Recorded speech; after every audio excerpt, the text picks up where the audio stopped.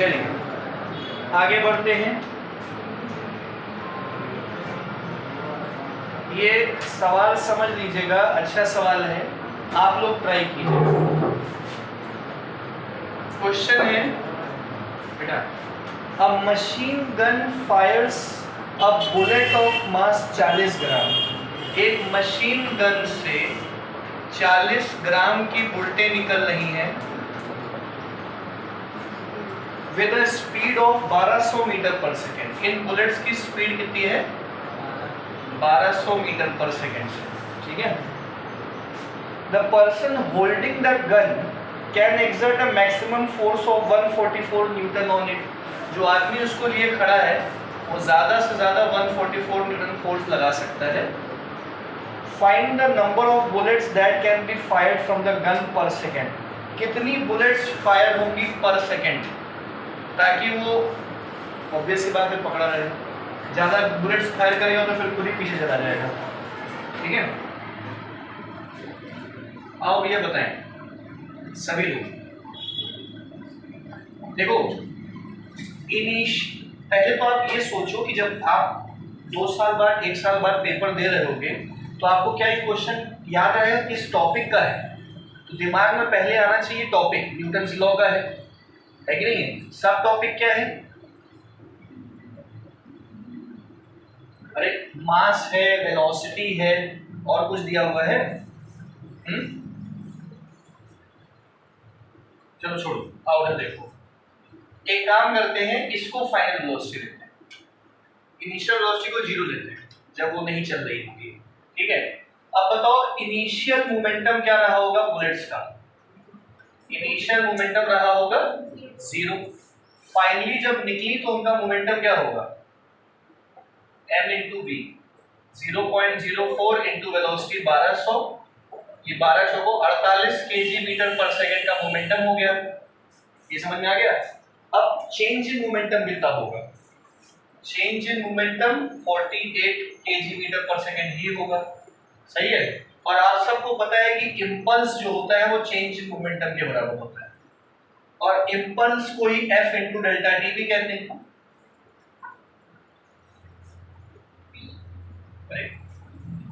f into delta T भी कहते हैं। तो यहां से एक चीज बस समझिएगा, इस n को कहां हम लोग लगाएंगे? देखो इनिशियल मोमेंटम क्या है? 0। फाइनल मोमेंटम एक बुलेट का 48 kg मीटर पर सेकेंड है, तो n बुलेट्स का कितना होगा? Into n। तो इसी में हम लोग क्या कर देंगे? एक n मल्टीप्लाई कर देंगे। आया कि नहीं आया इसका? तो f into delta T is equal to delta P कितना है? 48n। अब फोर्स कितना है? 144 into delta T equal to 48। Time तो दिया per second, 1 second. 144 into 8 equal to 48n, यानी कि 3 बुलेट्स निकल रही हैं उससे पर सेकेंड। ये समझ आया कि नहीं आया? आगे सबको समझ में? कर लीजिए, जल्दी जल्दी कीजिए। आइए अगला क्वेश्चन देखिए बेटा, ये आ गया समझ में? देखो, a ball moving with a momentum of 5 kg meter per second. एक गेंद है वो 5 kg मीटर पर सेकेंड के मोमेंटम से जा रही है। Strikes against a wall at an angle of 45 degree and is reflected at the same angle. ये दीवार, ये क्या है? दीवार। इस दीवार पे 45 डिग्री के एंगल से गेंद जाके टकराती है, और इस गेंद का मोमेंटम क्या है? p1, ठीक है। देखना, और इतने ही एंगल से टकरा के ये वापस चली आती है, और एंगल क्या हो गया? उतना ही एंगल है। ये बात समझ में आ गई? अब आपको बताना है कैलकुलेट द इंपल्स। इंपल्स यहाँ पे कितना जनरेट हुआ होगा? तो इंपल्स निकालने के लिए आप लोग निकालोगे क्या? Change in momentum. इंपल्स के लिए आपको क्या चाहिए? Change in momentum. और चेंज इन मोमेंटम का मतलब final momentum minus initial momentum क्या मोमेंटम वेक्टर क्वांटिटी है विश्वास भैया? मोमेंटम कौन सी क्वांटिटी है? और क्या ये 2 डायमेंशनल ज्योमेट्री है? 2D है। मतलब इस मोमेंटम में कितने कंपोनेंट्स होंगे? एक कंपोनेंट होगा इधर की तरफ है भैया, ये इधर की तरफ एरो है, तो एक मोमेंटम होगा p1 cos थीटा और एक मोमेंटम क्या होगा p1 sin थीटा। आया समझ में? इस मोमेंटम के भी 2 कंपोनेंट होंगे, एरो इधर की तरफ है तो एक होगा p2 cos थीटा और एरो इधर है तो इधर होगा p2 sin थीटा। अच्छा, p1 और p2 बराबर होगा, उतनी ही वेलोसिटी से वापस गई है, वो जितनी से आई थी उतनी से वापस गई है, तो मोमेंटम उतना ही रहेगा। अब ये डायग्राम समझ में आया कि नहीं, पहले ये बताओ, आ गया समझ में? अब आप दिमाग लगाओ, चेंज इन मोमेंटम का मतलब होता है मोमेंटम्स को माइनस ही तो करना है। अब y वाले मोमेंटम को माइनस करो और x वाले को माइनस करो। चलो y वाले को माइनस करो, क्या दोनों का डायरेक्शन सेम है? तो दोनों मोमेंटम्स प्लस में होंगे, माइनस करोगे तो क्या आएगा? तो y कोऑर्डिनेट ऑफ मोमेंटम क्या हो गया? चेंज इन मोमेंटम का y कोऑर्डिनेट 0 हो गया। मतलब delta py will be p2y minus p1y that is p2 sin 45 minus p1 sin 45, और क्योंकि दोनों ही बराबर हैं तो करके क्या आएगा? तो डेल्टा py 0 हो गया। अब डेल्टा px देखो क्या होगा, p2x माइनस p1x। p2x का डायरेक्शन ये है और p1x का डायरेक्शन, मतलब दोनों में कोई एक प्लस है कोई एक क्या है, इधर वाले को माइनस कह देते हैं, इधर वाले को क्या कह देते हैं, वो आपके ऊपर है। तो p2x को लिखते हैं माइनस p2 cos 45 और p1x वाले को लिखते हैं p1 cos 45। p2 की जगह लिखा 5 माइनस 5 cos 45 माइनस 5 cos 45, ये आ गया माइनस 10 cos 45। अब cos 45 डिग्री की वैल्यू 1/√2, ये आ गया माइनस 5√2 kg मीटर पर। अब माइनस क्या बता रहा है? डायरेक्शन, ये रिजल्टेंट इधर है, आगे समझ में?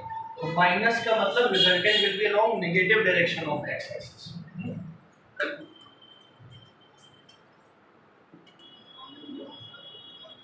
देखो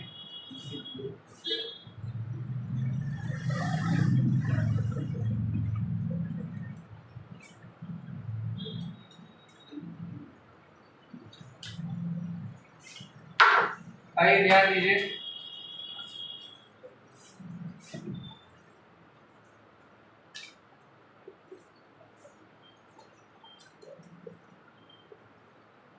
देखो फोर्स वर्सेस टाइम ग्राफ दिया हुआ है।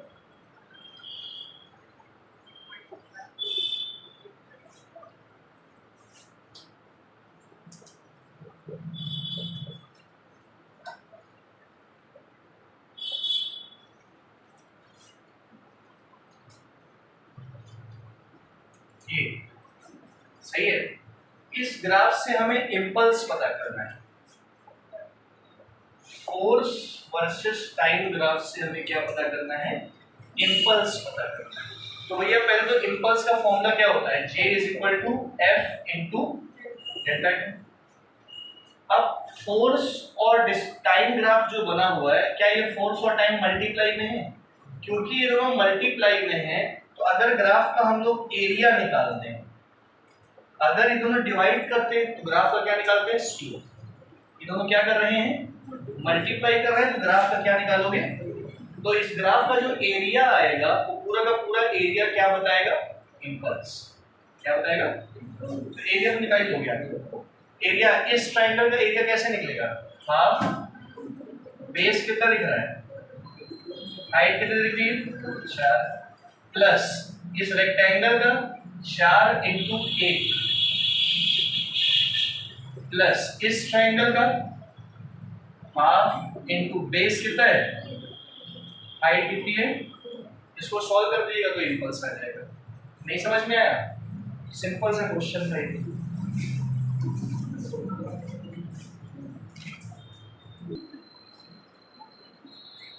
आओ ये वाला हटा रहे हैं।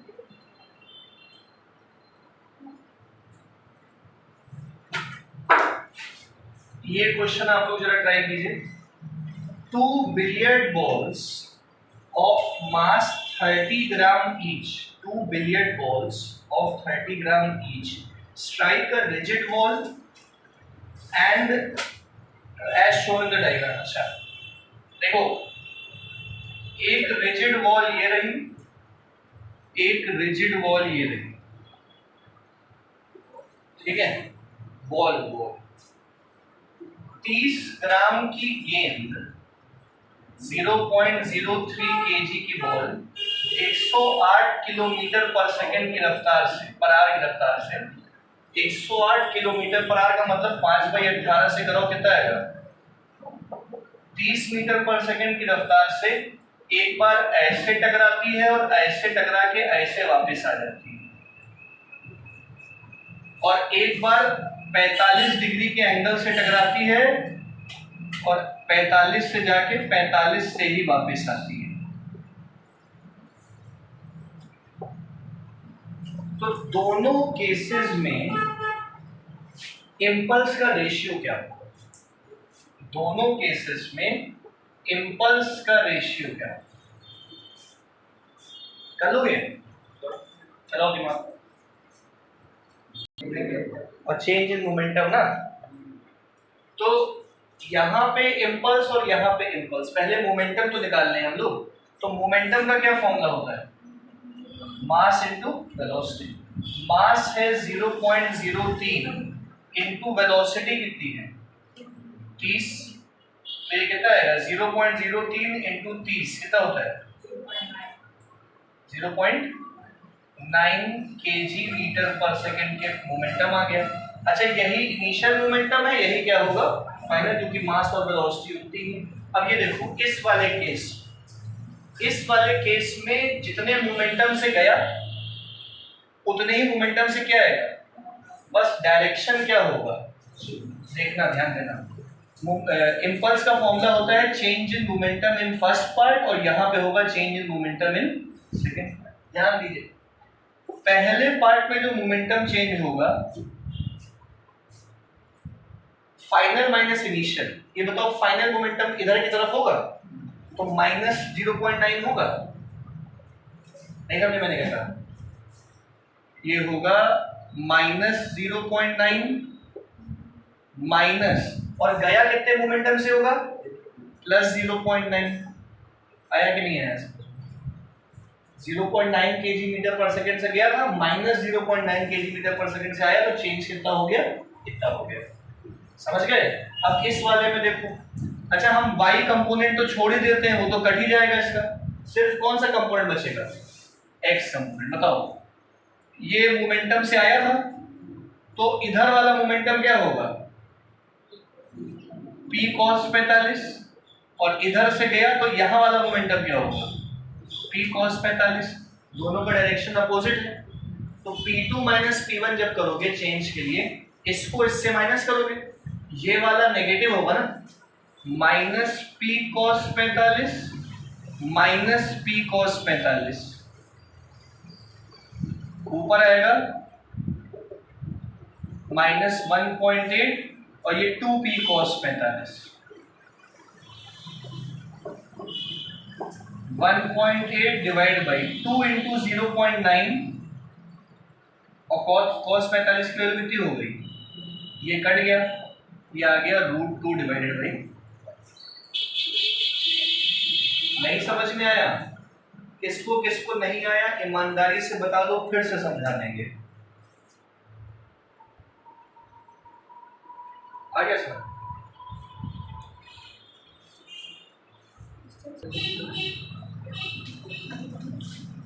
हो गया, समझ आ गया? इंपल्स वाला टॉपिक क्लियर हो गया आप लोग को? क्वेश्चंस भेज देंगे तो लगाइएगा जरूर, वैसे भेजे हुए हैं, समय निकाल के लगाते रहो।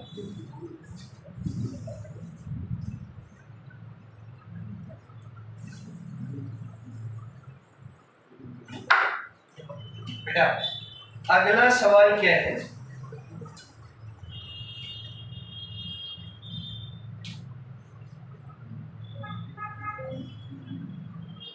ये सवाल सुनो, ये अगले टॉपिक के क्वेश्चन है। अ ब्लॉक ऑफ मास बड़ा M placed inside a box, एक बॉक्स के अंदर, एक बॉक्स के अंदर एक मास रखा है, मास कितना है, बड़ा M, inside a box descends vertically with acceleration a, ये धीमे धीमे नीचे की तरफ आ रहा है with acceleration a। A block of mass M inside a box descends vertically. अच्छा, ये मास जो है नीचे की तरफ आ रहा है बॉक्स के अंदर। अब the block exerts a force equal to 1/4 of its weight on the floor of the box। ये जो ब्लॉक है जिसका मास क्या है M, exerts a force equal to 1/4 of its weight on the floor of the box।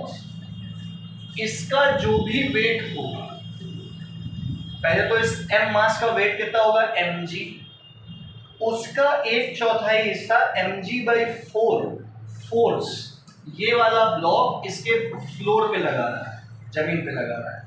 आ गया समझ में? तो find the value of acceleration जिससे ये नीचे की तरफ आया। सवाल फिर से बोल दे रहे हैं, एक बॉक्स के अंदर जो है एक ब्लॉक M है, बॉक्स के अंदर ब्लॉक M, वो ब्लॉक M कहाँ की तरफ आता है, नीचे की तरफ आता है। उस ब्लॉक M का जो भी वजन होगा दैट इज mg, उसका 1/4 पार्ट mg/4 फोर्स है जो ब्लॉक लगाता है फ्लोर पे, इस बॉक्स के फ्लोर पे। तो बताइए कितनी तेजी से नीचे आया। तो आसान क्वेश्चन है। एक मिनट फिर से, block of mass M placed inside a box descends vertically downward with acceleration a। तो ब्लॉक ही तो आ रहा है ना, पूरा का पूरा वो तो आ नहीं रहा है, क्या कहते हैं बॉक्स, पूरा बॉक्स नहीं आ रहा है, वही नीचे आ रहा है। तो ए बताइए हम।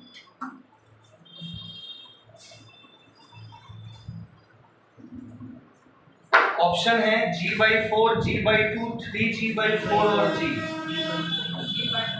क्या है? नहीं,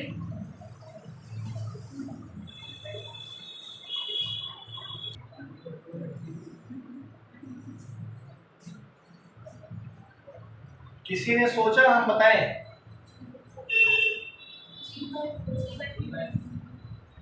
आओ छोटे बोलो, सभी लोग इधर ध्यान दो भैया। सबसे पहले तो ध्यान दीजिएगा हम क्या कह रहे थे। बॉक्स के अंदर मास M, ठीक है, वो नीचे की तरफ आ रहा है। नीचे की तरफ जब आ रहा है तो रास्ते में उसको रुकावट मिली, यही समझिएगा आप क्या कहना चाह रहे हैं। देखो, अगर ये वाला जो मार्कर है, इस मार्कर को अगर हम छोड़ दें, इस वाले मार्कर को क्या कर दें, छोड़ दें, तो ये अनिश्चित काल तक नीचे जाता जाएगा, जाता जाएगा, जाता जाएगा। अगर धरती ना होती यहाँ पे तो नहीं समझे मेरी बात भाई।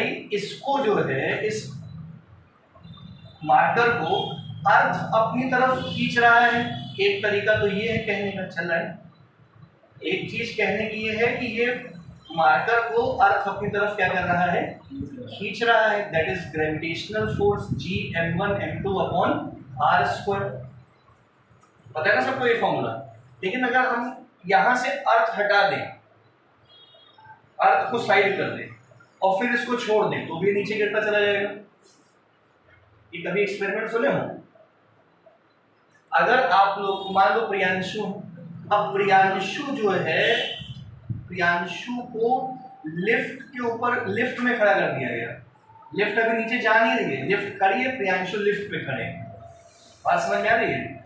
अब प्रियांशु लिफ्ट पे इसलिए खड़े हैं क्योंकि धरती उनको अपनी तरफ खींच रही है।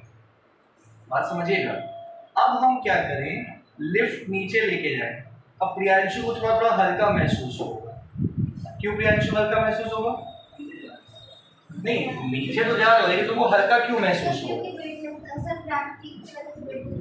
देखो, ये प्रियांशु है, अब प्रियांशु ये लिफ्ट सही है, इधर देखना यहाँ ऊपर क्या लग रहा है टेंशन, नीचे की तरफ क्या लग रहा होगा, और प्रियांशु जा कहाँ रहे हैं, नीचे की तरफ जा रहे हैं, सही है प्रियांशु।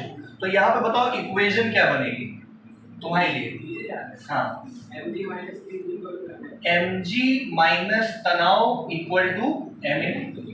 तो यहाँ से जो तनाव आएगा T आएगा वो क्या आएगा mg माइनस ma। अब हम कहना क्या चाह रहे थे कि यही T प्रियांशु का वजन नापेगा, यही T प्रियांशु का वजन है मान लीजिए आप।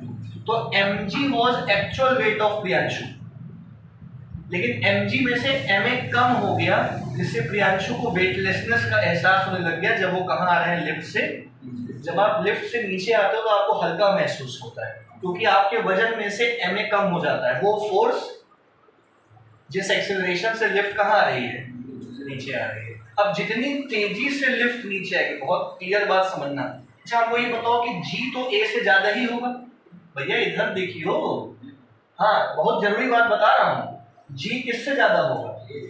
मान लो कि मास प्रियांशु का है 70 किलो, कितना किलो 70 किलो है 60 किलो, चलो 60 इंटू 10 600 न्यूटन, और 60 into 2 metre per second square के एक्सेलरेशन से लिफ्ट कहाँ रही है। तो 600 माइनस 60 इंटू 2 120, तो 600 में 120 क्या बचा 480। तो इनका वजन जो 60 किलो था वो 48 किलो का फील होने लग गया। अब लिफ्ट की रफ्तार बढ़ा दी गई, क्या करेगी 2 से लेके 4 कर दी गई। तो 600 माइनस 60 इंटू 4 240, तो 600 में 240 गया, इनका वजन और कम हो गया 360 यानी कि 36 किलो हो गया। इसको a को बढ़ा के 8 metre per second square 9 metre per second square कर दिया 9। तो 60 ये 600 था ना, 60 इंटू 9 कितना हो गया 540, 600 में 540 गया बचा 60 किलो, 60 न्यूटन, 60 न्यूटन का मतलब 6 किलो। अब प्रियांशु का वजन 6 किलो हो गया। अब हमने इस a की वैल्यू को g की वैल्यू के बराबर कर दिया। a की वैल्यू क्या कर दिया, तो a और g अगर बराबर होंगे तो टेंशन जीरो हो जाएगी ना भाई, ये और ये कट के क्या हो जाएगा, मतलब अब इन पे तनाव लग ही नहीं रहा होगा, मतलब ये बहुत उड़ रहे होंगे लिफ्ट में। अब ये लिफ्ट में उड़ रहे हैं लेकिन धरती पे हैं, बात समझो मेरी मैं क्या कह रहा हूँ। ये लिफ्ट पे हैं, लिफ्ट में ये हल्का महसूस कर रहे हैं, हल्का नहीं वजन ही नहीं महसूस कर रहे हैं, मतलब ये लिफ्ट में उड़ रहे होंगे। लिफ्ट में क्या हो रहे होंगे, हाँ टेक्निकली इनका पैर लिफ्ट के फ्लोर से जस्ट ऊपर होगा, और ये जितनी तेजी से लिफ्ट नीचे जा रही होगी उतनी तेजी से ये भी नीचे जा रहे होंगे, लेकिन फिर भी इनका वजन नहीं महसूस हो रहा होगा इनको। लेकिन धरती पे तो ग्रेविटी, इसका क्या मतलब है कि ग्रेविटी भी रिलेटिव है। समझ रहे मेरी बात, हम क्या कह रहे हैं। तो लिफ्ट के अंदर ग्रेविटी नहीं फील हो रही है प्रियांशु को, लेकिन लिफ्ट के बाहर ग्रेविटी है। इसका मतलब ग्रेविटी जो है ये भी रिलेटिव चीज है। बात समझ में आ रही है कि नहीं आ रही है। तो अगर हम क्या करें, अब स्पीड ऑफ लिफ्ट बहुत ज्यादा, हम एक काम करते हैं इसको 10 से 11 कर देते हैं, तो 600 माइनस 660, अब तनाव कितना हो गया -60 का तनाव का मतलब अब ये प्रियांशु की खोपड़ी जाके ऊपर लड़ जाएगी। अब तो ये अगेंस्ट द ग्रेविटी जाने लग गए। फिर से मैं कह रहा हूँ ना रिलेटिवली है ये सब चीजें। अब इसका इससे क्या संबंध है ना, इस क्वेश्चन से इसका डायरेक्ट क्या संबंध है देखिए, ये डालूं। अच्छा लिफ्ट ऊपर जाती है तो आप भारी महसूस करते हो, सेम रीजन। लिफ्ट अगर ऊपर जाएगी तो इक्वेशन क्या बनेगी यहां से, T minus mg equal to, तो T क्या आएगा आपकी बात mg प्लस ma। आपकी मास जो भी था प्रियांशु का उसमें ma बढ़ने लग गया, मतलब भारी महसूस हो। अब इतना तेज ऊपर जाने लग जाए, अगर ये सीधे खड़े हैं तो इनके पैर थरथरा रहे होंगे, बहुत तेज डर लगता है ना। बात फील आ रही कि नहीं आ रही है? आप लोगों ने आयरन मैन देखी है, एवेंजर्स देखी है? एवेंजर्स में एक समय बाद वो गायरो जो जिसमें वो उड़ते हैं एवेंजर 1 में जिसको इनविजिबल हो जाते हैं, एक समय बाद वो खराब हो जाता है, ऐसे आयरन मैन घुस के गोल गोल घुमाता है उसको अपने हाथ से। हमें देखे भी होता है ना, एक समय बाद उसकी रफ्तार इतनी बढ़ जाती है कि वो पीछे रह जाता है उसको पुश करने से, छोड़ो देखे भी। अच्छा हम सवाल पे आ जाते हैं। हाँ देखिए भाई देख के आएंगे। अच्छा तो हम क्या कह रहे थे भैया कि ये जो मास था ये नीचे की तरफ आ रहा था। अब ये मास जो है नीचे की तरफ आता जाएगा आता जाएगा आता जाएगा, रिदमा सुनिएगा बेटा, लेकिन रास्ते पे फ्लोर आ गया। ये मास नीचे आता जाता आता जाता आता जाता आता जाता आता जाता, लेकिन रास्ते पे क्या आ गया? तो जब ये मास फ्लोर पे आया, यहां आया मान, तो फ्लोर पे जब ये मास आएगा तो फ्लोर इस पे नॉर्मल रिएक्शन फोर्स लगाएगा, नॉर्मल रिएक्शन लगाएगा ना, और ये अपना वजन नीचे लगाएगा। फिर भी ये मास कहां आ रहा है? नीचे आ रहा है। तो इसका मतलब यहां से इक्वेशन क्या बनेगी? mg minus normal reaction is equal to ma। आया कि नहीं आया समझ में? तो mg की जगह लिखा दिया क्या था क्वेश्चन? अच्छा mg है जो फ्लोर जो वजन लगा रहा है, बेटा सुनना, फ्लोर जो इस पे फोर्स लगा रहा है वो mg/4 था, जो भी उसका वेट है उसका चौथाई is equal to mass into acceleration. m cut गया, g minus g/4 is equal to a, 3g/4 equal to a हो गया। तो यानी कि इसको कितना एक्सेलरेशन होगा? 3g/। अब जो इतना सारा हमने ज्ञान बता दिया उस ज्ञान में केवल ये हिस्सा काम का है। अगला सवाल देखो भैया।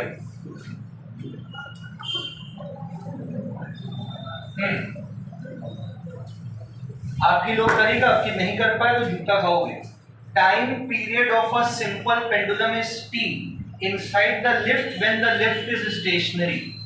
जब तक वो लिफ्ट स्टेशनरी है, रुकी हुई है, सारा काम नॉर्मल है। अब इस पेंडुलम का टाइम पीरियड कितना है? t, जब तक लिफ्ट क्या है? Stationary. If the lift moves upward with an acceleration of g/2। अब अगर ये लिफ्ट g/2 एक्सेलरेशन से ऊपर की तरफ जाने लग जाए तो बताइए इसका टाइम पीरियड कितना होगा? इसका टाइम पीरियड कितना होगा विद रिस्पेक्ट टू ये वाला टाइम? नहीं समझ पाए? टाइम पीरियड का फॉर्मूला क्या होता है? 2π√L/g, ये फॉर्मूला होता है। अब भाई लेंथ ऑफ पेंडुलम में कोई बदलाव नहीं आएगा, सिर्फ और सिर्फ किसमें चेंज आएगा? मतलब time is inversely proportional to square root of acceleration due to gravity. तो t1/t2 is equal to √g2/, हमें यही तो इस्तेमाल करना है इस इक्वेशन का। t1 t है और t2 पता करना है, g1 g है, g2 पता नहीं कितना है। ये नहीं कि g/2 लिख के चले आओ। जब तक स्टेशनरी है t1 t है, g1 g है। जब ऊपर जाने लग गया t2 पता करना है और g2 भी पता नहीं है कितना है। जब लिफ्ट ऊपर जाएगी तो g2 कितना होगा? इसको करने के लिए आप लोगों को वही एफबीडी इक्वेशन से काम करना पड़ेगा। ये लिफ्ट सही है ना, लिफ्ट ऊपर जा रही है, नीचे उसका वजन है और जा ऊपर रही, मतलब एक्सेलरेशन कितना हो गया? इक्वेशन क्या बनेगी यहां से? t minus mg equal to, तो t कितना आएगा यहां से? ma plus mg। ये जो t है टेंशनल फोर्स, इसी की वजह से तो ये ऊपर जा रही है, और ये t होगा F net force is equal to ma plus mg। बात समझ आ रही है? सही। तो F net force will be mass into acceleration net equal to ma plus mg। m काट दो तो a नेट कितना आएगा? a plus g। अब आप कल याद करो, मैंने सीधे सीधे बताई थी ये चीज। अगर चीज ऊपर जा रही है तो net acceleration a plus g, नीचे आ रही है g माइनस। यहाँ जी प्लस है, वहां क्या आएगी जी। कल साफ साफ बताया था हमने। तो इतना नाटक हर बार करने से अच्छा है सीधा याद कर लो, अगर इंसान लिफ्ट के अंदर है, लिफ्ट ऊपर जा रही है, तो उस पर जो नेट फोर्स लगेगा, नेट एक्सेलरेशन होगा, वो प्लस करके आएगा, और नीचे जाएगा तो माइनस करके। तो हम ये नाटक हटा देते हैं, हम सीधी बात जानते हैं कि जो नेट एक्सेलरेशन है अब की बार वो है a प्लस जी। a जो है वो g/2 है प्लस g, तो ये कितना आ गया 3g/2। तो पहला टाइम t, दूसरा और g। अब टाइम कितना होगा जब g कितना हो गया 3g/2। इस इक्वेशन में रख दो, t1 की जगह लिखा t, t2 पता करना है, g1 की जगह लिखा है g, g2 की जगह 3g/2, g t2 2 3/2। इसको स्क्वायरिंग करके सॉल्व करके t2 निकाल लीजिए। नहीं पल्ले पड़ा, नहीं है समझ में? आप किससे पूछिए, रिद्धिमा आप किससे पूछिए। आओ भैया,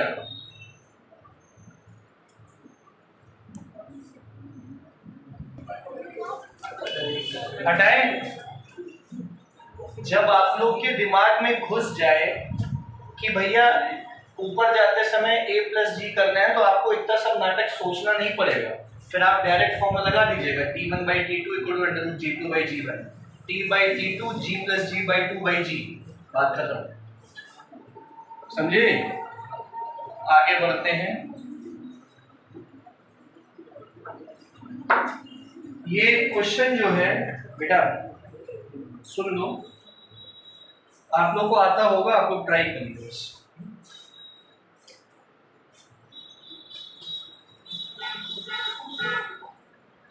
एक सस्पेंशन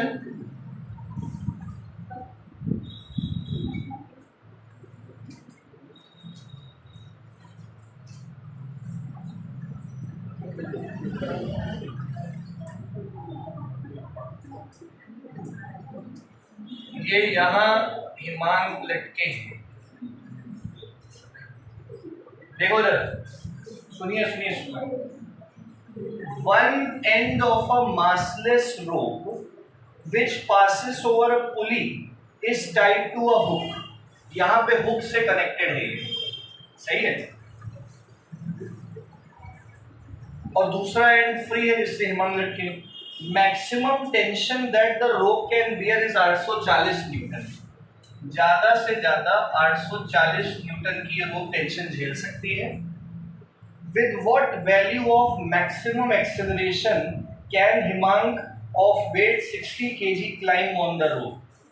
हिमांक का वजन 60 किलो है, तो कितने मैक्सिमम एक्सेलरेशन से ये ऊपर जाएं ताकि रोप टूटे ना? ये तो आसान क्वेश्चन है, कितने एक्सेलरेशन से हिमांक ऊपर जाएं कि रोप टूटे ना? अरे ओरल क्वेश्चन है, हाँ बताओ विश्व, हो जाएगा ना? ऊपर टी, नीचे क्या इक्वल टू कहाँ जा रहे हैं, और T minus M G equal to M A लगा दीजिएगा, आ जाएगा आंसर। बढ़े आगे, ठीक है, हटा दूं? सबसे आसान सवाल था ये।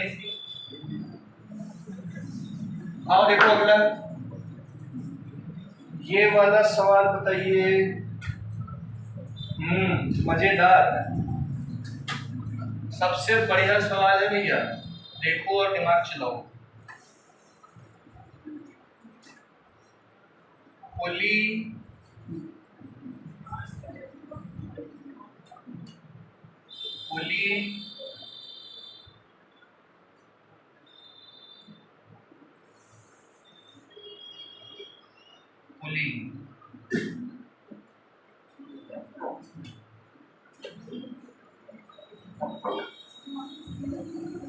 M3 M4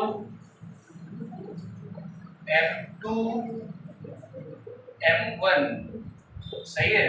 आओ भी देखो, इस अरेंजमेंट में A1, A2, A3 and A4 are the accelerations of the masses M1, M2, M3 and M4। इन सब के एक्सेलरेशन हैं A1, A2, A3 और A4। अब सवाल क्या है सुन लो, इनमें से कौन सा relation A1 A2 A3 A4 को करेक्टली एक्सप्लेन कर रहा है। ऐसे ऑप्शन दिए हुए हैं। पहला ऑप्शन है 4A1 plus A2 plus A3 plus A4 equal to 0। ऐसे करके 3 ऑप्शन और है। तो ये बात समझ गए होंगे कि A1 A2 A3 A4 के बीच में रिलेशन पता करना है। आपको मैंने ऐसा क्वेश्चन कराया है। अगर आपको याद हो इसका तनाव T है T1, तो इसका भी T1 होगा, बताया था। इसका तनाव T1 है तो इसका क्या होगा T1/2। इसका भी क्या होगा, इसका T कर दो यार, ये T1 नहीं अच्छा लगा। ये T/2 है तो इसका तनाव क्या होगा T/4। इसका भी क्या होगा T/4। अब हमें बताना है सबका एक्सेलरेशन का रिलेशन। ऑब्वियस सी बात है भैया, या कौन बड़ा कौन छोटा कुछ बताए नहीं, तो हम अपने हिसाब से अज्यूम करके चलते हैं कि ऑब्वियस सी बात है इस सिस्टम का इससे ज्यादा होगा तो ये पूरा कहाँ आएगा, इसका इससे ज्यादा होगा तो ये कहाँ आएगा, तो ये ऊपर जाएगा, ये नीचे आएगा, ये ऊपर जाएगा, ये नीचे आएगा, ये नीचे जाएगा, ये ऊपर जाएगा। आ गया समझ में? इसी बात को दिमाग में रखते हुए खेला करो।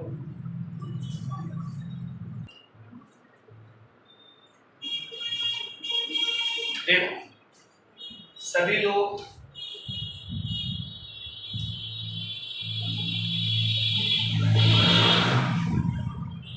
देखो बहुत लंबी लंबी इक्वेशनें बनेंगी, उससे कर करके घूम करके आंसर तो आ ही जाएगा।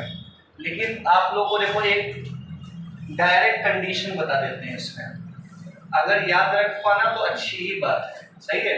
इधर देखो मुन्ना, सभी लोग सभी, अगर आप चाहो तो अपने तरीके से भी कर सकते हो कि पहले इसमें बनाओ, इसमें बनाओ, इसमें बनाओ, इसमें बनाओ, इसमें बनाओ, तो भी आ जाएगा।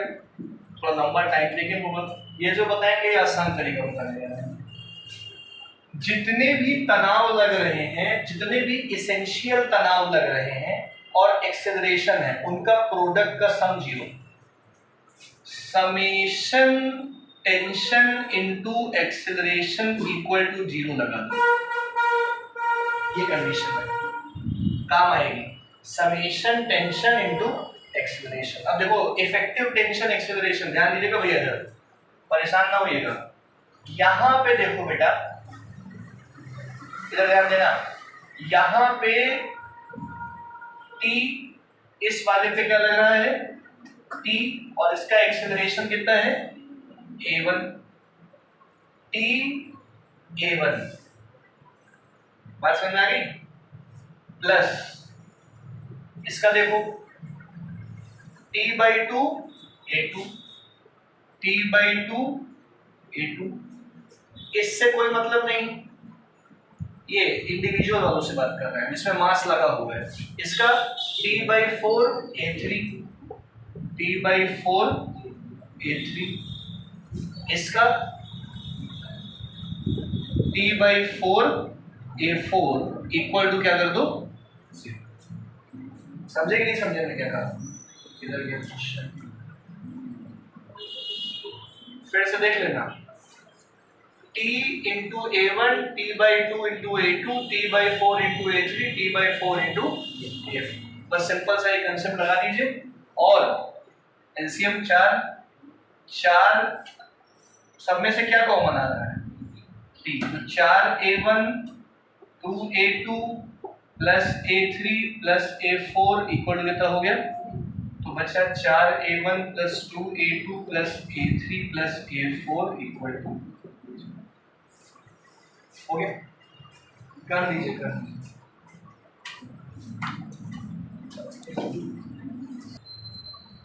देखिए अगला क्वेश्चन है 3 मासेस 100, 10 और 20 किलो दिख रहे होंगे आपको। सभी सरफेस फ्रिक्शनलेस है, स्प्रिंग्स इनइलास्टिक है, इनएक्सटेंसिबल है, मासलेस है, पुलीज भी सेम है।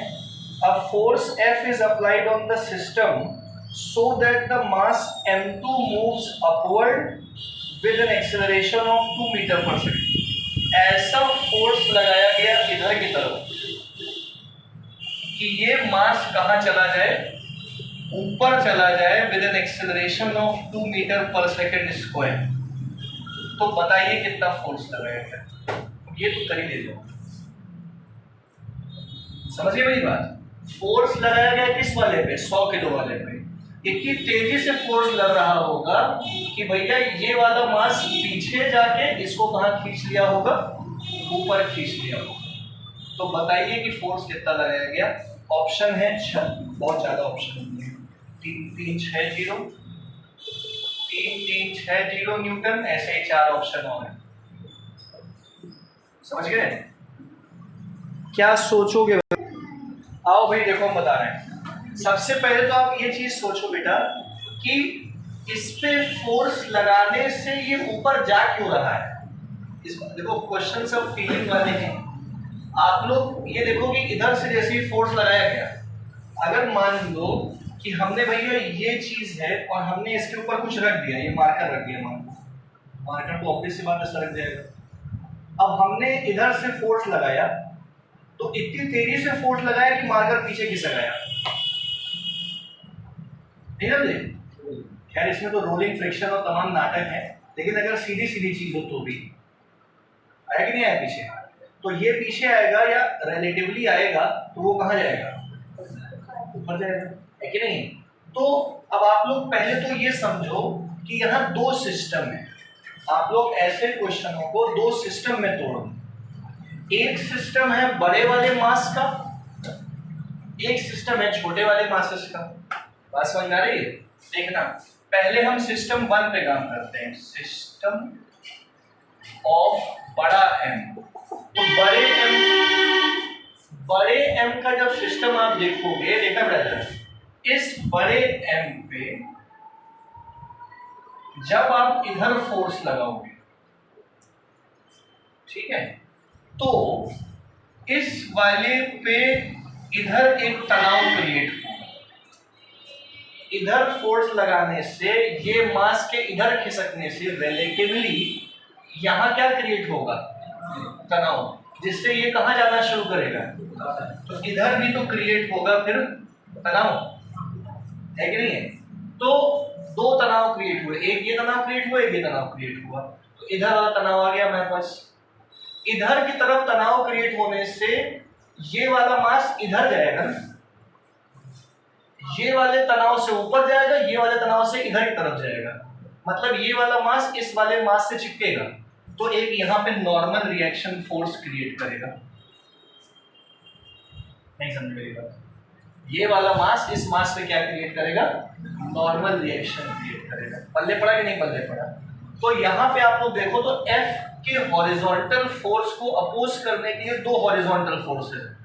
कौन कौन? तनाव और नॉर्मल। मतलब अगर हमने इसको इधर से पुश किया, सही बात है कि नहीं, अगर हमने इसको इधर से पुश किया तो इसका मतलब ये हुआ कि ये तनाव भी इसको रोकेगा, ये नॉर्मल रिएक्शन ऑफ ये भी इसको क्या करेगा, लेकिन फिर भी ये एक्सेलरेशन से आगे जा रहा है, आगे जा रहा है, तभी तो ये भाई पीछे जाएंगे, ये ऊपर जाएंगे। तो अब यहां से इक्वेशन क्या बनेगी, हॉरिजॉन्टल फोर्सेस की इक्वेशन, F इधर लगा, T पीछे लगा, N पीछे लगा, फिर भी ये ma एक्सेलरेशन से आगे गया, तो ये नेट की वजह से ma बना। नहीं समझ में? पक्का या समझ में? तो भैया नॉर्मल सब नाटक वाटक अभी हम लोग समझ लेंगे। ये पहली इक्वेशन होगी, वैल्यू तो रख ही दोगे, वैल्यू रखने में कौन सी बड़ी बात है, बना है कि नहीं बना। अब सिस्टम 2 की बात करते हैं, सिस्टम ऑफ ये M2, सही समझना। इस M2 के लिए सोचो आप लोग, तो ये वाला M2 जो है, सुन रहे हो, ये वाले M2 पे ऊपर की तरफ क्या लग रहा है, T, नीचे की तरफ क्या लग रहा होगा, Mg। ये इधर भी तो आ रहा है, इधर भी तो लग रहा था फोर्स, इधर कौन सा लग रहा था, नॉर्मल रिएक्शन लगा रहा था, और फिर भी ये a एक्सेलरेशन से कहां जा रहा होगा, आगे भी जा रहा होगा। एक पूरा सिस्टम आगे जा रहा है, तो ये भी कहां जाएगा, ऊपर भी जाएगा, आगे भी जाएगा। ये है कि नहीं ऐसा? एक और कोई फोर्स लग रहा है क्या इस पर? एक और कोई फोर्स लगेगा। आओ देखो, इधर देखो बेटा, ये ठीक है, बस थोड़ा सा मामला उल्टा है। ये जो सिस्टम M2 था, इस सिस्टम M2 में क्या है कि जब ये इधर आया तो ये भाई साहब इधर आए, तो इसका एक्सेलरेशन इधर की तरफ होगा 20 × a। नहीं समझे? ये ऐसे लटका हुआ है, तो इधर पूरे सिस्टम को आगे ले जाएगा तो ये पीछे आएगा ना, ऐसे। तो इसका एक्सेलरेशन किधर की तरफ हुआ? पीछे। और इसने इस पे नॉर्मल रिएक्शन फोर्स लगाया है। आ गया?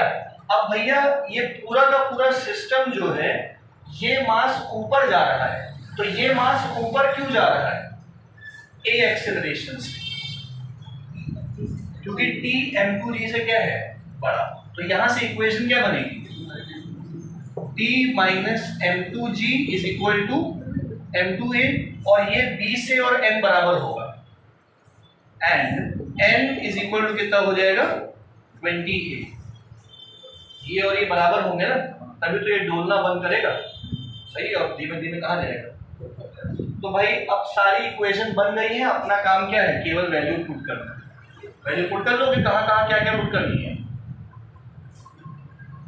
f तो निकालना ही है, सही है?